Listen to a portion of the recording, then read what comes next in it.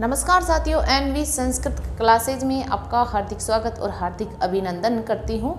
तो हमारी जो संस्कृत शिक्षण विधियाँ चल रही थी उसमें अब हम व्याकरण शिक्षण की विधियाँ आज पढ़ेंगे कि व्याकरण शिक्षण की कौन कौन सी विधियाँ होती है, व्याकरण की परिभाषा, व्युत्पत्ति, इसका उद्देश्य क्या है और इसके बारे में थोड़ी बहुत डिटेल पढ़ेंगे। और फिर इनकी जो व्याकरण की जो विधियाँ हैं, शिक्षण विधियाँ, ये इम्पोर्टेंट है। हम फिर इनकी ओर बढ़ते हैं।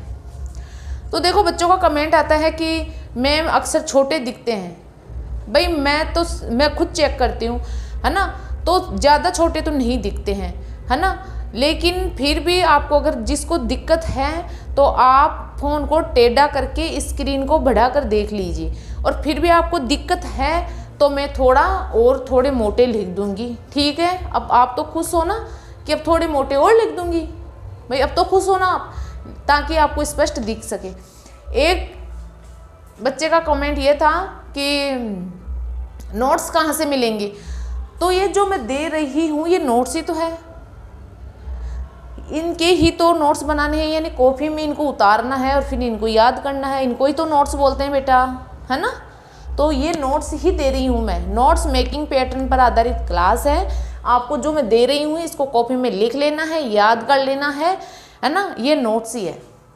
अब व्याकरण शिक्षण की चर्चा करते हैं हम। इसकी व्युत्पत्ति है वी, आंग, क्री और ल्युट बराबर व्याकरण। वी और आंग उपसर्ग है, क्री धातु है और ल्युट प्रत्यय है और बराबर व्याकरण की व्युत्पत्ति होती है।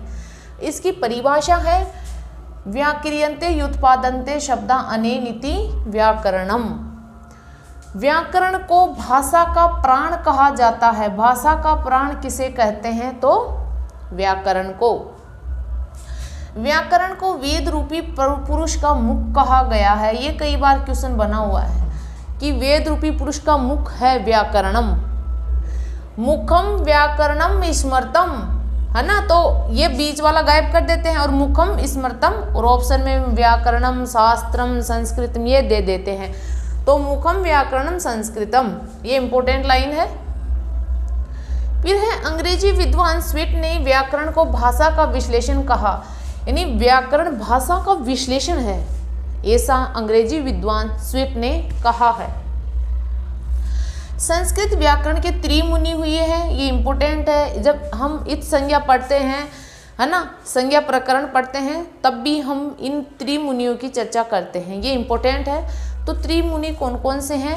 पाणिनि, कात्यायन और पतंजलि। इसकी ट्रिक है पापका। क्या ट्रिक है? पापका। पा यानी पाणिनि, प यानी पतंजलि, का यानी कात्यायन, पाप का। अब पतंजलि ने व्याकरण के 5 मुख्य प्रयोजन और 13 गौण प्रयोजन बताए हैं। तो 5 मुख्य प्रयोजन है रक्षा, ऊह, आगम, लघु, असंधि है। रक्षा, ऊह, आगम, लघु, असंधि है। ये आर व्याकरण के 5 मुख्य प्रयोजन कहलाते हैं। रक्षा, ऊह, आगम, लघु, असंधि है, याद कर लेना इनको। और 13 गौण प्रयोजन है। संस्कृत भाषा संश्लेषणात्मक भाषा है। पाणिनि पतंजलि ने व्याकरण को शब्द अनुशासन कहा है कि शब्द अनुशासन ही व्याकरण है। व्याकरण शिक्षण का उद्देश्य क्या है? भाषा तत्वों का ज्ञान करना। ये इंपॉर्टेंट है कि भाषा तत्वों का ज्ञान करना व्याकरण का उद्देश्य होता है। अब आपको देखो, क्लास को आप स्किप कर करके देखते हो, है ना, तो आपका नुकसान है, मेरा नुकसान कोई भी नहीं है। मेरी तरफ से आप स्किप करके देखो चाहे मत देखो, मुझे कोई मतलब नहीं है। नुकसान होगा आपका होगा। मैं आप लोगों की डिमांड पे शिक्षण वीडियो की क्लास दे रही हूँ, नहीं तो मैं दूसरा टॉपिक शुरू करती, है ना। अब ये आपकी जिम्मेदारी, आप कितना इसको शेयर करते हो, लाइक करते हो और सब्सक्राइब करते हो, कितने बच्चों तक ये क्लास पहुँचती है। ज़्यादा से ज़्यादा बच्चों तक ये पहुँचनी चाहिए। मैं पहले भी आपको बोली थी, अभी भी बोल रही हूँ, क्योंकि आपकी एक नैतिक जिम्मेदारी है। आपको ज़्यादा से ज़्यादा लोगों तक इसको शेयर करना है ना। और इससे आपका ही फायदा होगा, क्योंकि विद्या को हम खर्च करते हैं ना तो वो उतनी ही बढ़ती है ना। तो तो कोई आप इसको शेयर करोगे, लाइक करोगे और सब्सक्राइब करोगे तो आपका नुकसान नहीं होगा, क्योंकि ऐसा करने से विद्या बढ़ती है। पैसा धन खर्च करने से घटता है और विद्या बढ़ती है। तो आपको इसका ज़्यादा से ज़्यादा प्रचार करना है, ज़्यादा से ज़्यादा शेयर करनी है, तब ही आपको भी बेनिफिट मिलेगा और मुझे मोटिवेशन मिलेगा कि मैं आपके लिए और भी अच्छा अच्छा कार्य कर सकूं। अब देखो, संस्कृत शिक्षण की विधियां हैं। अब 2 प्रकार की विधियां पाई जाती है इसमें, एक तो प्राचीन विधियां और एक नवीन विधियां। अब मैं आपको जो ट्रिक बताई थी, मोशु भाग वाव्या पारा प्रश्न प्रसुक्ष समसंगद आबी प्रियनी नेट, है ना, तो ये आपको याद है या नहीं है? ट्रिक तो आपको याद होनी ही चाहिए, क्योंकि बिना ट्रिक शिक्षण विधि आपकी याद नहीं हो पाएगी, एक दूसरे में मिक्स हो जाएगी। अब जो व्याकरण की 2 प्रकार की विधियाँ पाई गई है, प्राचीन और आधुनिक, इनकी भी मैं ट्रिक लेके आई हूँ ताकि आपका मिक्स ना हो, है ना। तो देखो, इसकी ट्रिक है प्राचीन विधियों की। प्राचीन विधियों की ट्रिक है ए व्यापासु वर्णन, 3 बार है ए व्यापासु पासु वर्णन, ए व्यापासु वर्णन। ए यानी अर्थावबोधन, फिर ए यानी अन्वय व्यतिरेक, फिर ए यानी अनौपचारिक, क्लियर। फिर व्या यानी व्याकरण अनुवाद और व्या यानी व्याख्या, इससे 2 व्या से व्याकरण और व्याख्या। पा यानी पारायण, सु यानी सूत्र और वर्णन यानी वर्णन विधि, है ना। तो ए व्यापासु वर्णन। फिर नवीन विधिया, इसकी ट्रिक है ये वाली, आनी सपाट यू सनी प्रा, आनी सपाट यू सनी प्रा। आगमन निगमन, स यानी समवाय और स यानी संरचना, इससे 2 निकलेगी। पाया पाठ यानी पाठ्य पुस्तक, ह्यू यानी ह्यूरिस्टिक, स यानी समस्या समाधान, नी यानी नियोजित अध्ययन विधि, प्रा यानी प्रायोजना विधि, क्लियर। मतलब कि आनी सपाट यू सनी प्रा ए व्या पासु वर्णन, बस ये एक लाइन आपको याद करनी है, बस पूरी व्याकरण शिक्षण की विधियाँ कंठस्थ हो जाएगी, कोई दिक्कत ही नहीं है। तो आप इसका स्क्रीनशॉट ले लीजिए।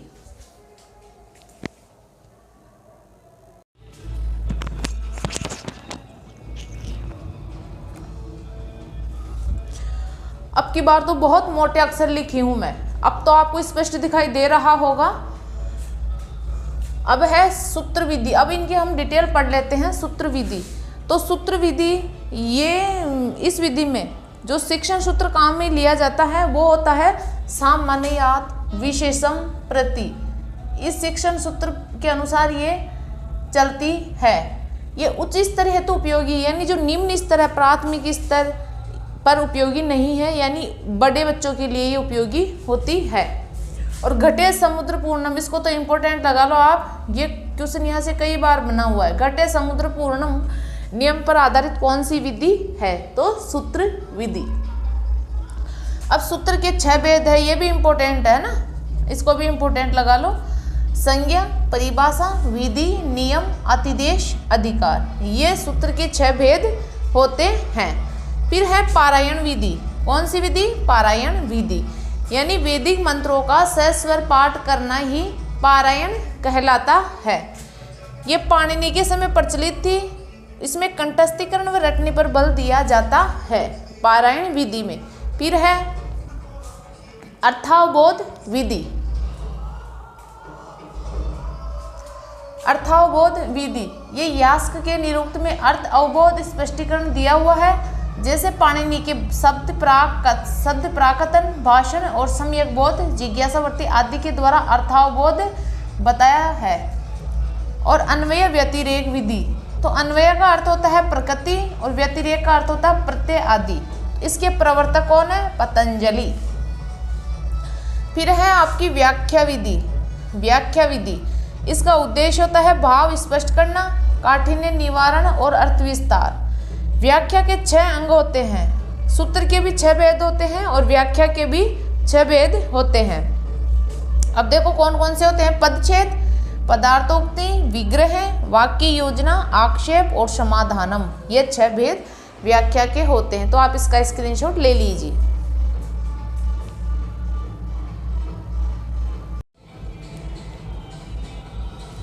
अब है आपकी आगमन विधि, वेरी वेरी वेरी इंपॉर्टेंट विधि, इसको वेरी मोस्ट इंपॉर्टेंट लगा लो।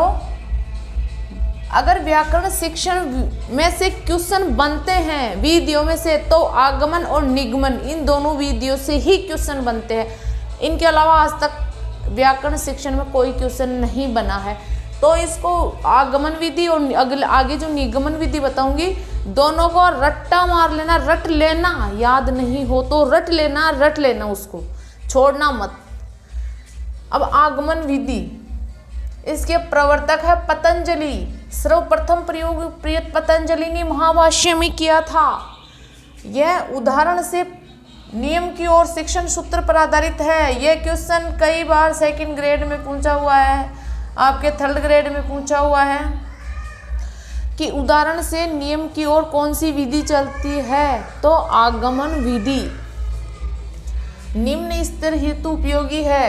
इसके 2 भेद होते हैं, प्रयोग प्रणाली और सहयोग प्रणाली। इसके 4 सोपान है, उदाहरण प्रस्तुतिकरण, निरीक्षण तुलनात्मक, नियम निरूपण या सामान्यीकरण भी बोल सकते हैं, सामान्यीकरण भी बोल सकते हैं। इसको कंफ्यूज मत हो जाना, क्वेश्चन गलत करके मत आ जाना। सामान्यीकरण क्वेश्चन गलत मत कर देना। और नियम परीक्षण, इसको सत्यापन भी बोलते हैं, सत्यापन।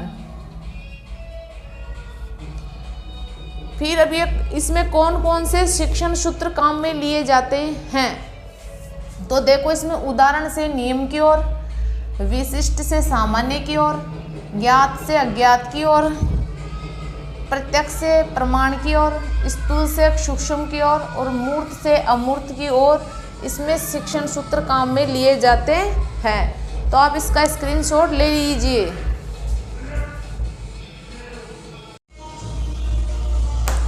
अब मैंने आपकी डिमांड पर बड़े बड़े अक्षर लिखे हैं, अब तो स्पष्ट दिख रहे हैं ना। अब कोई समस्या थोड़ी है कि हमें दिखाई नहीं देता, वो नहीं होता। अब तो कोई समस्या नहीं है ना। अब यह है निगमन विधि, इसकी प्रवर्तक पाणिनि है। ये नियम से उदाहरण की ओर चलती है। उच्च स्तर हेतु उपयोगी है, वो निम्न स्तर हेतु। इसके 2 भेद है, सूत्र प्रणाली और पाठ्य पुस्तक प्रणाली, और 4 सोपान है। 2 भेद 4 सोपान।